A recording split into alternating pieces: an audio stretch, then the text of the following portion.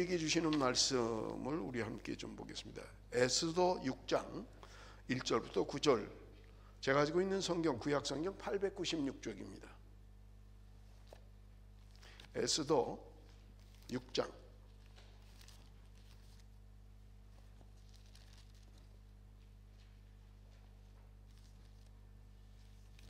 죄송합니다. 이 페이지가 좀 잘못된 것 같네요. 에스더 6장 755쪽 에스더 6장 1절부터 9절까지 우리 한 절씩 교독하도록 하겠습니다. 그날 밤에 왕이 잠이 오지 아니하므로 명령하여 역대 일기를 가져다가 자기 앞에서 읽히더니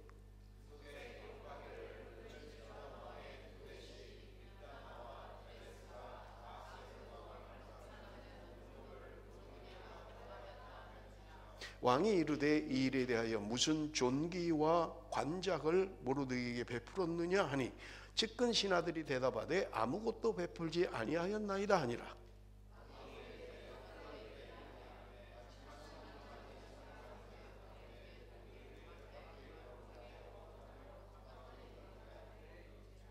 측근 신하들이 아뢰되 하만이 뜰에 섰나이다 하니 왕이 이르되 들어오게 하라 하니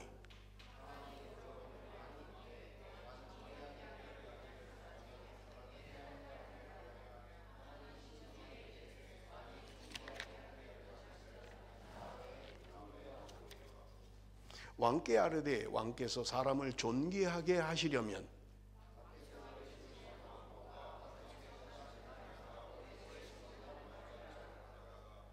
그 왕복과 말을 왕의 신하 중 가장 존귀한 자의 손에 맡겨서 왕이 존귀하게 하시기를 원하는 사람에게 옷을 입히고 말을 태워서 성중 거리로 다니며 그 앞에 반포하여 이르기를 왕이 존귀하게 하기를 원하는 사람에게는 이같이 할 것이라 하게 하소서 하니라. 원래 본문이 14절까지 우리 전장을 읽어야 되는데 9절까지만 우리 읽었습니다. 여러분, 우리가 지난 월요일부터 에스더서를 묵상을 하고 있습니다. 그런데 제가 매일 성경을 보니까 제가 에스더서를 설교할 수 있는 날이 오늘 하루밖에 없어요. 다음 주에는 다른 본문으로 넘어가기 때문에 오늘 하루밖에는 시간이 없습니다. 그래서 우리가 오늘 큐티 말씀은 6장이지만 간략하게 전체 에스더 말씀을 함께 나누고 은혜를 받았으면 좋겠습니다. 여러분, 먼저 에스더서의 역사적 배경을 우리가 좀 함께 살펴보기를 원하는데요. 여러분, 이스라엘의 역사는 통일 왕국 시대, 사울, 다윗, 솔로몬으로 이어지는 120년의 통일 왕국이 지나고 나면 솔로몬 이후에 분열 왕국 시대가 접어듭니다. 남북으로 나뉘어져서 북이스라엘과 남유다로 나뉘어지게 됩니다. 그리고 북이스라엘 열지파가 형성됐던 북이스라엘은 주전 721년에 아수르에 의하여 멸망되고 마는 것입니다.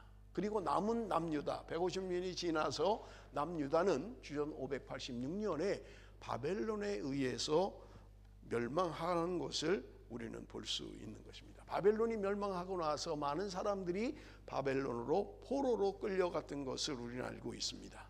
그런데 바벨론의 지배를 받던 이스라엘 백성들이 세계 정세가 페르시아가 바벨론을 물리치게 됩니다. 그래서 이스라엘은 자동으로 바벨론의 지배하에 있다가 페르시아의 지배하에 들어가는 것을 우리는 볼 수 있는 것입니다. 여러분, 특이한 것은요, 페르시아 때부터 세계 역사에서도 대제국이라고 이야기합니다.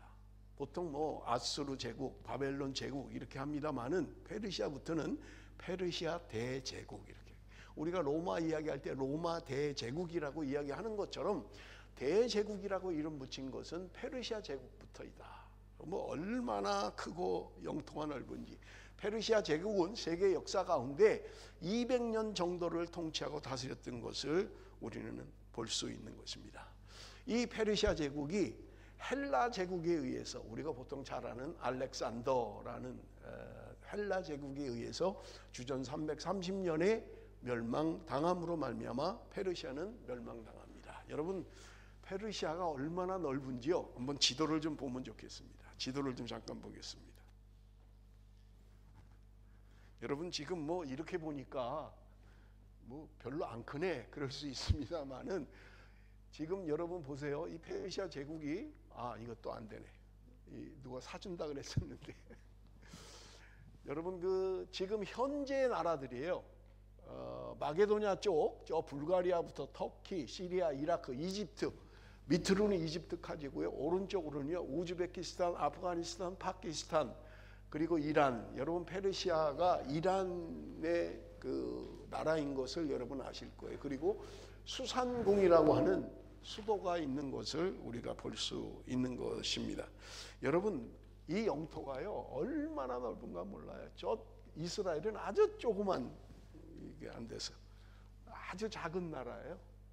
그런데 지금 이 엄청난 땅을 차지하고 있는 페르시아였던 것입니다. 그래서 대제국이다 그렇게 이야기하는 것을 우리는 볼 수 있는 것입니다. 에스더서는 언제 그러면 있었던 일이냐라고 하는 거예요. 여러분 페르시아에 의해서 지배를 받던 시대, 그때 에스더가 등장하고 오늘 본문에 읽은 역사적 배경이 되는 것입니다. 여러분 페르시아라고 하는 나라는 성경과도 관계가 있는 왕들이 있어요. 여러분 첫째는 고레스라고 하는 왕이고요. 다리오, 그 다음에 아하수에로, 아닥사스다라는 왕들이 페르시아의 왕들이고 성경과 관계가 있는 그런 왕들인 것을 우리가 볼 수 있습니다. 여러분 그 에스더서에 나오는 아하수에로 왕, 이분은 사실은 히브리 표기예요. 아하수에로라는 말은 히브리 표기고요. 영어에는 아하수에로라고 등장하지 않습니다. 크세르라고 등장을 해요. 그래서 여러분 영어 표기 이름은 크세르이다. 그 왕이 성경에 나오는 에스더 관계였는 에스더의 남편이지요. 아하수에로 왕이다라고 하는 것을 여러분 기억을 하셔야 되고요. 이 아하수에로 왕은 20년간 페르시아를 통치하게 됩니다. 그 중에 한 10년 어간을 에스더와 관계 있는 것을 우리는 볼 수 있는 것입니다.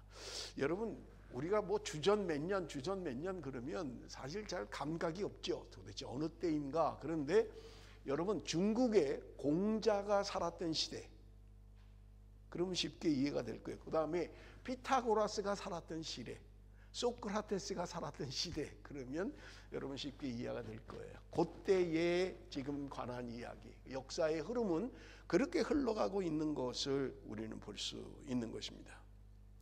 여러분 에스더서가 도대체 그러면 언제 이야기인가라고 하는 거예요. 우리 도표를 좀 하나만 더 볼게요. 도표를 한 번 더 보겠습니다. 여러분 구약에 지금 이게 또 안 되네요. 구약에 관한 이야기인데 구약은 39권이죠. 역사서와 시가서와 선지서로 나눌 수 있어요. 그래서 역사서가 17권, 시가서가 5권, 그리고 예언서가 17권이에요. 그런데 역사서, 우리가 가지고 있는 성경은 지금 이 순서대로 되어 있는 거예요. 그래서 창세기서부터 에스더까지가 역사서입니다. 그 다음에 여러분 시가서를 지나고 선지서를 보면 17권의 선지서가 있죠. 그러면 여러분 도대체 에스더는 어느 때에 활동했고 어느 때의 사람인가 라고 하는 것입니다. 여러분 이스라엘 역사를 보면 아까 말씀드렸죠. 바벨론 포로로 끌려갔어요. 바벨론 포로로 끌려갔을 때가 포로 시대라고 이야기합니다. 그리고 예레미야가 예언한 것처럼 너희들은 멸망할 것이고 70년 만에 돌아올 것을 예레미야가 예언했어요. 그리고 그들은 돌아왔어요. 돌아오고 나서의 이야기가 포로 시대 이후의 이야기예요. 그런데 성경에는 포로 시대와 포로 시대 이후에 관한 성경이 구약 성경에 8권이 있는 것을 여러분 우리가 알 수 있습니다. 여러분 역사서 가운데 마지막 3권 에스라, 느헤미야, 에스더는 포로 이후의 이야기를 이야기하고 있는 성경이에요. 예언서 가운데 마지막 3권 학개, 스가랴, 말라기, 이 3권은 포로 이후의 이야기를 하고 있는 것을 우리가 볼 수 있습니다.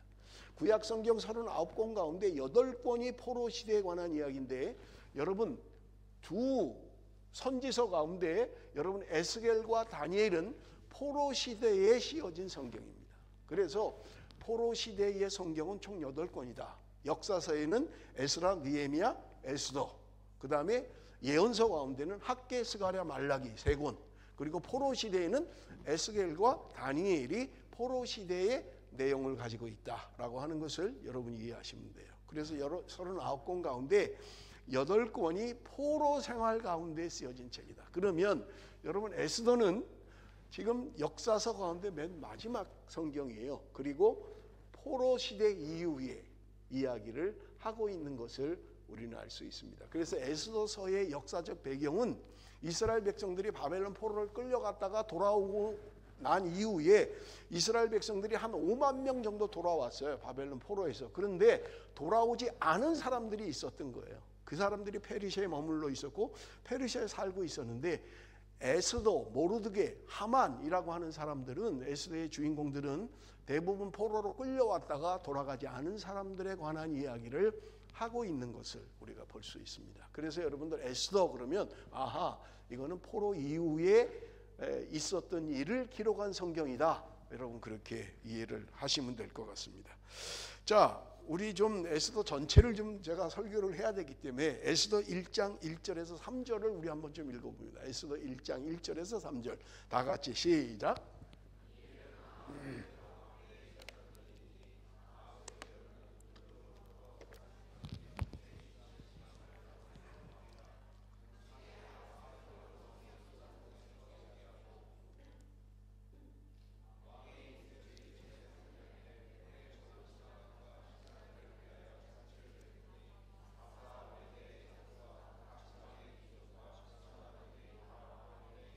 아수에로 왕이 즉위를 한 이후에 잔치를 베풉니다. 자기 지역 안에 있는 모든 사람들, 지도자들을 다 초청을 한 거예요. 그리고 잔치를 베풀어요. 성경에는 180일 동안 잔치를 베풀었다는 거예요. 그러니까 6개월 동안 잔치를 베풀었다. 무슨 잔치를 6개월씩 합니까? 아무리 뭐 대단하다고 하더라도 뭐 요즘 뭐 대통령 취임식 하면 취임식 하는 하루, 뭐 저녁에 만찬 하루 그렇게 하는 거지 180일 동안 먹고 마시고 즐겼던 거예요. 그런데 문제는 뭐냐면 이 아하수에로 왕이 왕비가 굉장히 이뻤었나 봐요. 술이 한 잔 취하고 나니까 자랑을 하고 싶었던 거예요. 자기 지금 다스리는 나라의 고관들이 다 모인 자리에서 내가 왕비가 얼마나 아름다운 여인인지 자랑을 하고 싶었던 것 같아요. 자기 왕비를 초청했던 거예요. 그런데 왕이 지금 오라고 했는데도 이 왕비 와스디가 안 온 거예요. 뭐야? 뭔 이유는 성경에 나와 있잖아요. 기분 나빴던 것 같아요. 아니 나를 무슨 술 먹는데 주웅을 돋구는 사람으로 알아? 나 안 가. 기분 나빠. 그랬는지 모르겠어요. 그러니까 왕이 오라고 했는데 안 온 거예요. 왕의 명령을 어긴 거예요. 그러니까 신하들이 하는 말이 왕이시여 이거 그냥 넘어가면 안 됩니다. 만약에 그렇게 하면 남자들이 전부 다 여자다가 말을 안 듣습니다. 그러니까 이거 분명하게 본을 보여야 됩니다. 어떻게 하면 좋겠느냐? 폐위시켜야 됩니다. 그래서 왕비 와스디가 폐위당하고 마는 거예요. 그러니 이제 왕비가 없잖아요. 그러니까 왕비를 새로 뽑아야 되는 거예요. 그런데 그 수산궁에 살고 있던 모르드게라고 하는 사람, 여러분 이미 말씀을 드렸습니다마는 이 사람이 어떤 사람인가를 성경은 이야기하고 있습니다. 에스더 2장 5절에서 7절입니다. 도성 수산에 한 유다인이 있으니 이름은 모르드게라. 그는 베냐민 자손이니 기스의 증손이요 시므의 손자여 야일의 아들이라. 전에 바벨론 왕 느부갓네살이 예루살렘에서 유다 왕 여고냐와 백성을 사로잡아 갈 때에 모르드게도 함께 사로잡혔더라. 그의 삼촌의 딸 하닷사 곧 에스더는 부모가 없었으나 용모가 없고 아리따운 처녀라.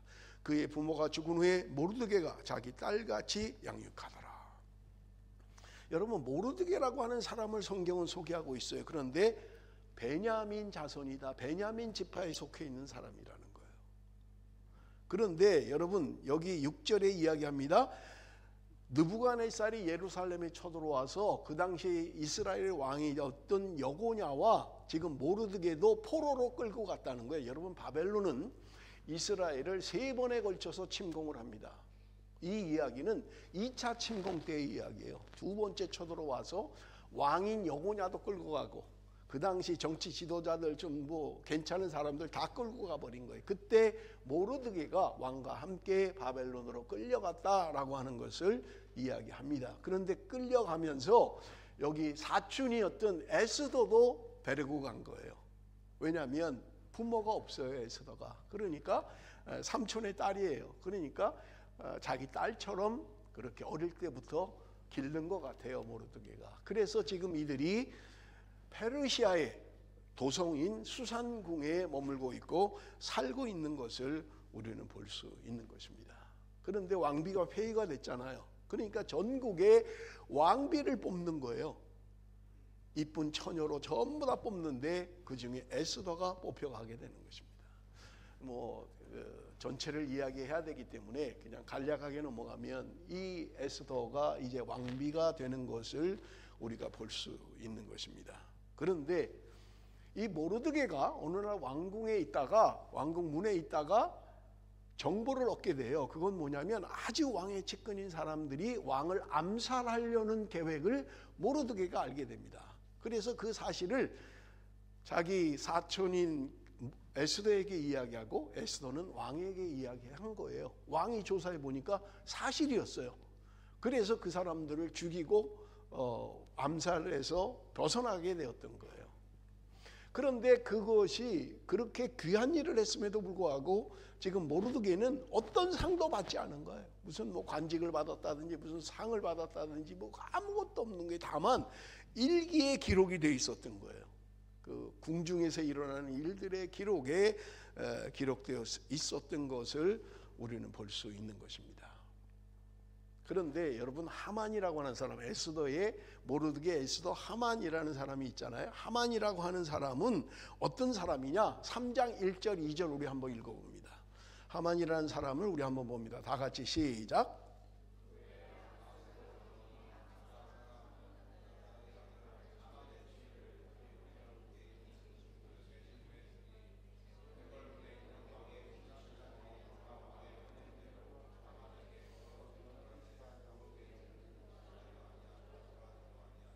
여러분, 여기 오늘 본문에 보면 아각 사람 함무다다의 아들이다 이렇게 돼 있어요. 이 하각이라고 하는 이 지파는 여러분 그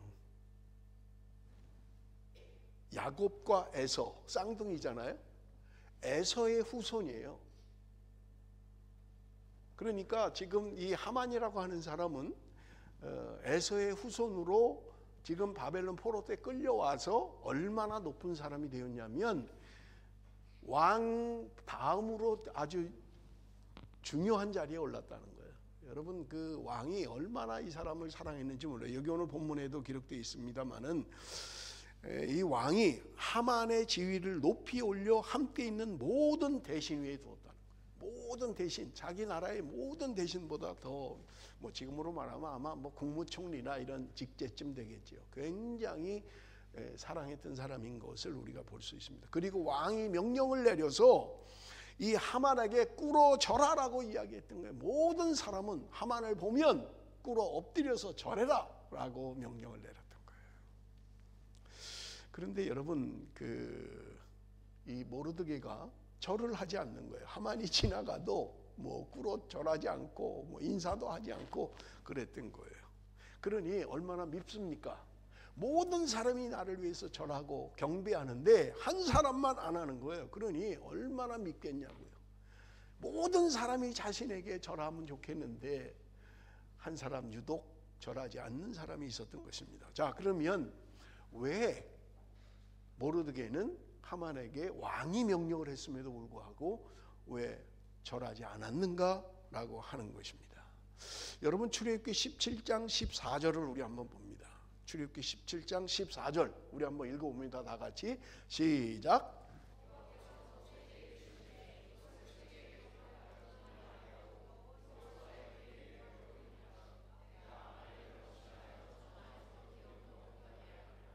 여러분, 출애굽기에 보면 하나님이 지금 아말렉 족속에 대해서 이야기하는 거예요. 내가 기억도 못하게 할 것이다.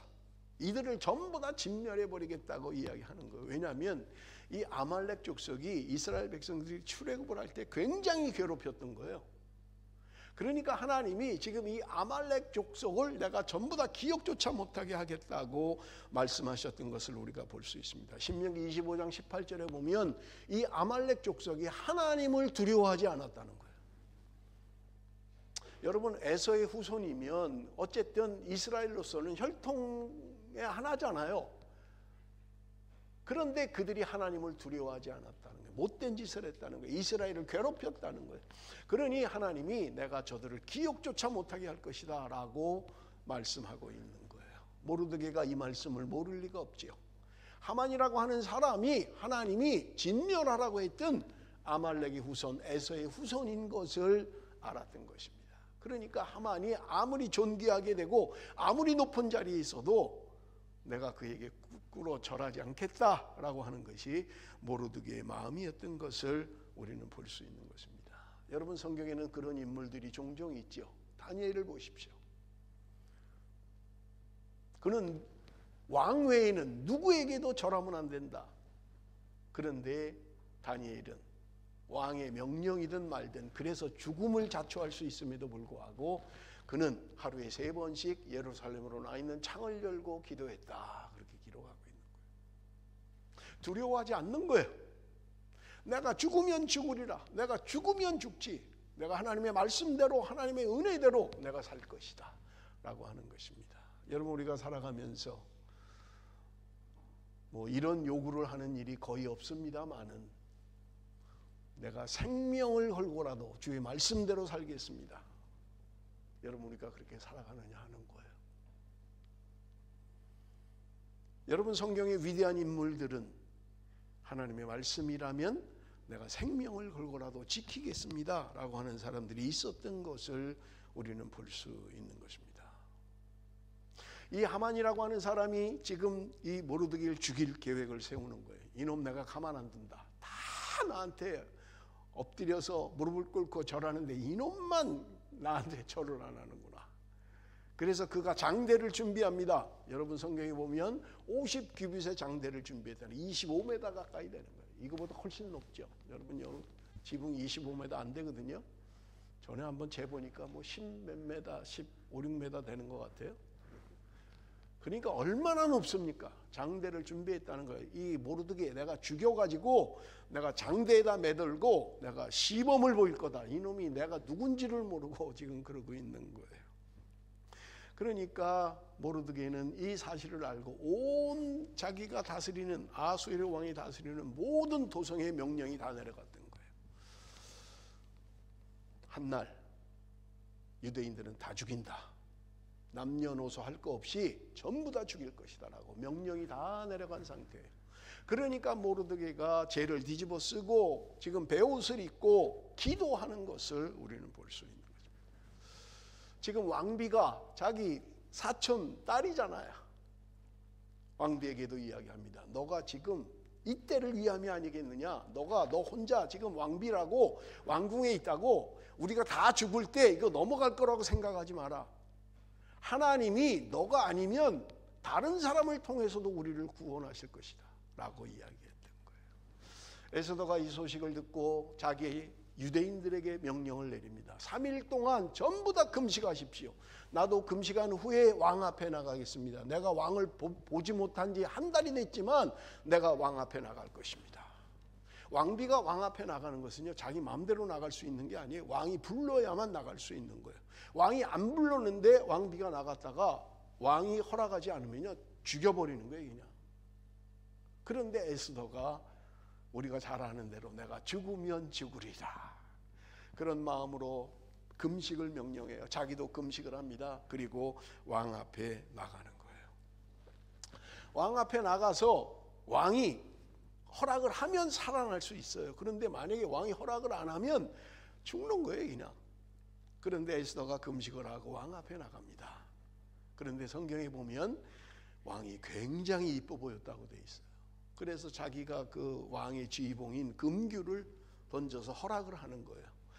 그러니까 너 도대체 뭐 때문에 내 앞에 왔냐? 뭘 원하느냐? 내가 나라 절반이라도 너한테 줄 거다. 너 원하는 걸 얘기해라.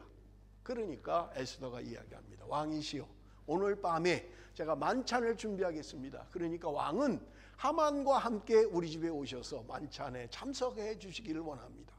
아니 뭐 대단한 거 아니에요. 지금 뭐 그것 때문에 생명 걸 게 뭐 있냐고요. 근데 왕은 모르니까 아니 그 정도야? 내가 나라 반이라도 너한테 준다는데. 그러니까 그거 하지. 그날 밤에 하만과 함께 에스더가 준비한 만찬에 참여하게 됩니다. 왕이 기분이 좋았던 거예요. 우리 왕비가 나를 위해서 이렇게 만찬을 준비하고 너무 좋았던 거예요. 그런데 집에 가서 자기 방으로 가서 잠을 자려니까 잠이 오지 않는 거예요. 그러니까 아하수에로가 여기 궁중 일기를 좀 가져와라. 내가 그것을 좀 봐야 되겠다 하는 거예요. 그러니까 신하가 궁중 일기를 가져오는 거예요. 그런데 그 궁중 일기에 써 있는 것이 뭐냐라고 하는 거예요. 여러분 에스더 6장 1절 우리 한번 좀 1절 2절 두 절을 한번 좀 같이 읽어봅니다. 다 같이 시작.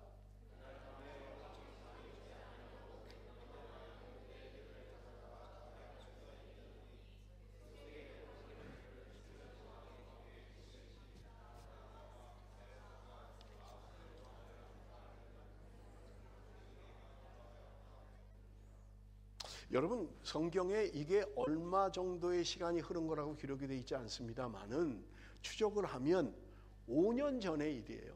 사실은 뭐 어제 그제 한 달 전에가 아니라 5년 전에 지금 모르드게가 암살 계획을 보고하고 했던 것이 5년 전의 일인 거예요. 근데 왕이 지금 잠이 안 오니까 그 궁중 일기를 좀 가져와 봐라.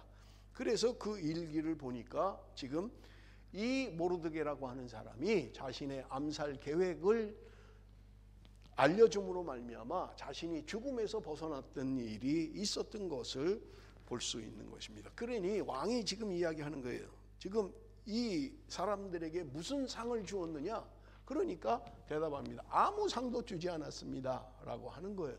그러니까 왕의 마음에는 자기 암살 계획을 알려준 사람인데 아무런 상도 받지 못한 거예요. 그러니까 내가 이 사람에게 좀 상을 줘야 되겠다는 마음이 있었던 것 같아요. 그러니까 밖에 누구 없느냐라고 하니까 이야기합니다. 밖에 지금 하만이 와 있습니다 라고 이야기하는 거예요. 여러분 하만은 지금 모르드게를 죽이기 위해서 장대를 만들고 그것을 왕에게 허락받으러 왔던 거예요. 그런데 지금 왕이 밖에 누구 없냐 그러니까 모르드게가 와 있습니다 하니까 그를 들라고 해라. 그러니까 그가 들어왔던 거예요. 그러니 왕이 모르드게에게 지금 이야기를 합니다. 6절에서 9절 조금 깁니다만은 우리 한번 같이 읽어봅니다. 다 같이 시작.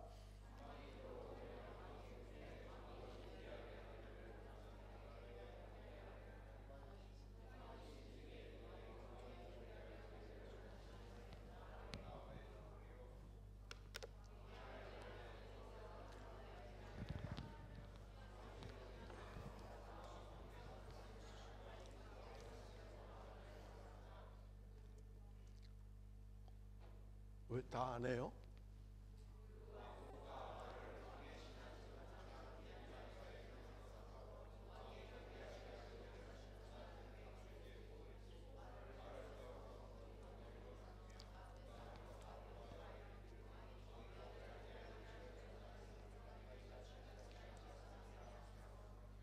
자, 지금 아하수에로 왕이 하만에게 이야기합니다. 존귀하게 하기를 원하는 사람에게 어떻게 했으면 좋겠느냐. 누구라고 말도 안 해요. 그냥 왕이 하만에게 질문하는 거예요. 나한테 존귀한 사람이 있는데 그 사람한테 내가 어떻게 하면 좋겠느냐라고 물었던 거예요. 그러니 여기 오늘 본문에 보면 하만이 착각을 합니다. 나 외에 누구리요? 왕이 존귀하게 생각하는 사람은 나밖에 더 있겠느냐? 왕이 나한테 지금 상을 베풀려고 하는구나. 그러니 어떻게 하겠느냐라고 하는 질문 앞에 그는 이야기합니다.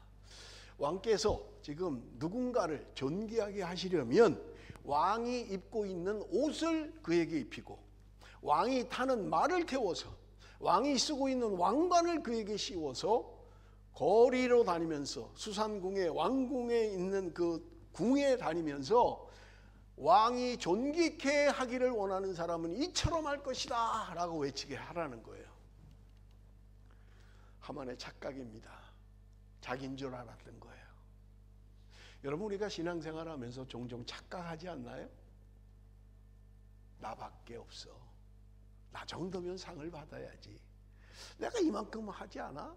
혹시 이런 착각을 우리가 하고 살고 있지는 않느냐 하는 거예요. 하만이 지금 대답하는 말, 지금 왕이 존귀케 하는 사람, 왕의 의복을 입히고 왕의 말을 태워서 왕의 왕관을 씌우고 성의 말을 타고 배회하면서 가장 똑똑한 신하에게 외치게 하십시오. 왕이 존귀케 하는 자는 이렇게 할 것입니다. 이런 대접을 받을 것입니다. 라고 했던 것입니다. 그러니 왕이 이야기를 다 듣습니다.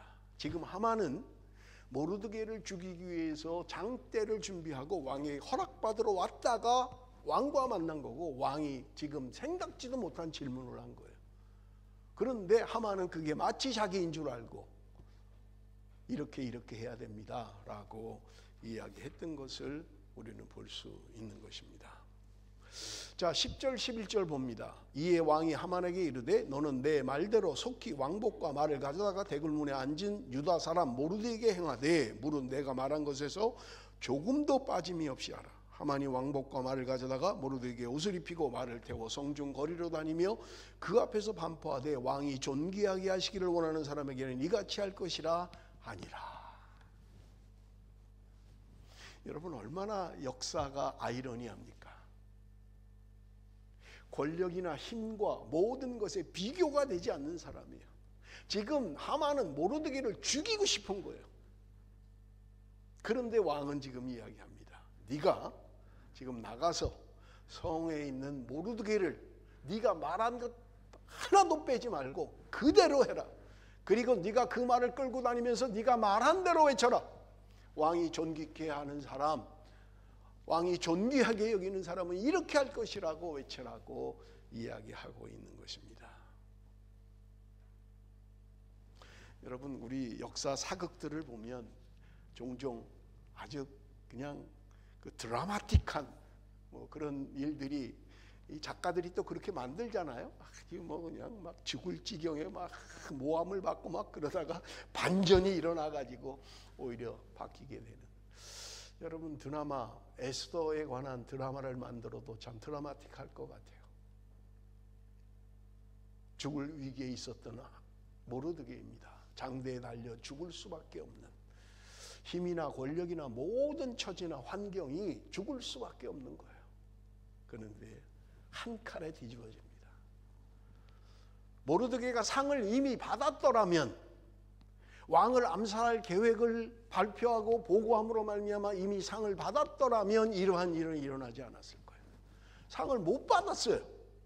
그런데 왕이 어느 날 잠이 안 와가지고 그것 좀 가져와 봐라 했는데 5년 전에 지금 왕 암살 계획을 보고한 사람한테 아무 상도 주지 않은 거예요. 그러니 왕이 생각할 때 이 사람에게는 상을 베풀어야 되겠다 하고 하만에게 물었던 것입니다. 사랑하는 성도 여러분, 우리가 신앙생활하면서 때로 나 이렇게 열심히 했는데, 나 이렇게 충성했는데 왜 나한테 이렇게 대접을 안 하는 거야? 그럴 때가 있을 것입니다. 하나님, 내가 이렇게 열심히 했잖아요. 왜 나한테 상을 베풀지 않는 거예요? 라고 할 때도 있을 것입니다. 그러나 여러분, 하나님은 숨겨진 하나님의 계획이 있는 거예요. 나중에 제가 말씀을 드리겠습니다마는 하나님의 숨겨진 계획 속에 모든 것이 순서대로 지금 진행되고 있는 것을 우리는 볼 수 있는 것입니다. 여러분, 이렇게 일이 벌어지고 있으니 여러분, 얼마나 황당한 일입니까? 하만에게는 얼마나 황당한 일이에요. 집으로 돌아가서 자기 아내와 가까이 지내는 사람들에게 이 이야기를 합니다. 12절 13절입니다.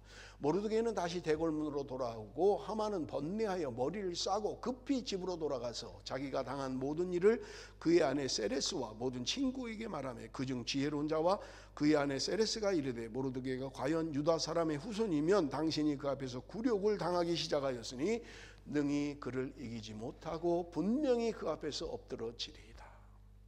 오늘 제가 설교 제목을 13절의 본문, 능히 그를 이기지 못하고. 하만은요, 모르드게와 싸움의 대상이 되지 않는 사람이에요. 대제국의 2인자예요. 지금 포로의 신분으로 끌려온 별 볼 일 없는 모르드게와 무슨 그 비교할 게 있겠냐는 말이에요. 그런데 사람들은요, 되어지는 일을 보면서 능히 그를 이기지 못할 것이다. 네가 권력을 가지고 있고 네가 힘을 가지고 있고 한다 할지라도 너는 그를 이기지 못할 거야 라고 하는 거예요. 보잘것없는 사람입니다. 아주 보잘것없는 사람이에요. 그런데 하나님께서 그를 높이시는 것을 우리는 볼 수 있는 것입니다. 하만이 그렇게 모르드게를 죽이기를 원했지만 하나님의 뜻은 하만의 계획과 달랐던 것을 우리는 볼 수 있는 것입니다. 집으로 돌아가니 집에서 이야기합니다. 너가 부끄러움을 당할 거야. 너 이제 시작일 뿐이야. 제가 볼 때 그 아내와 그 친구들은 아주 정확하게 보는 사람들이었어요. 그가 가지고 있는 권력, 그가 가지고 있는 힘 앞에 여러분 사람들은 아부할 수 있을 거예요. 아이 그거 뭐 신경 쓰느냐고, 아이 당신 같은 사람이 뭐 그걸 신경 쓰냐고 할 수 있을 것입니다. 그러나 그들은 정확하게 보았던 것입니다. 결국 우리는 너무나 잘 알아요. 그 준비했던 모르드게를 죽이겠다고 준비한 장대에 하만이 달려서 죽는 것을 우리는 알고 있는 것입니다. 여러분 이 에스더서 뭐 제가 구체적으로 다 말씀드리지 않았습니다만은 이 에스더서를 통해서 하나님이 저와 여러분에게 하시고 싶은 이야기는 뭘까요? 여러분 에스더서는요 특징이 있어요. 하나님이라는 단어가 어디에도 없습니다. 하나님이라는 단어가 어디에도 없어요.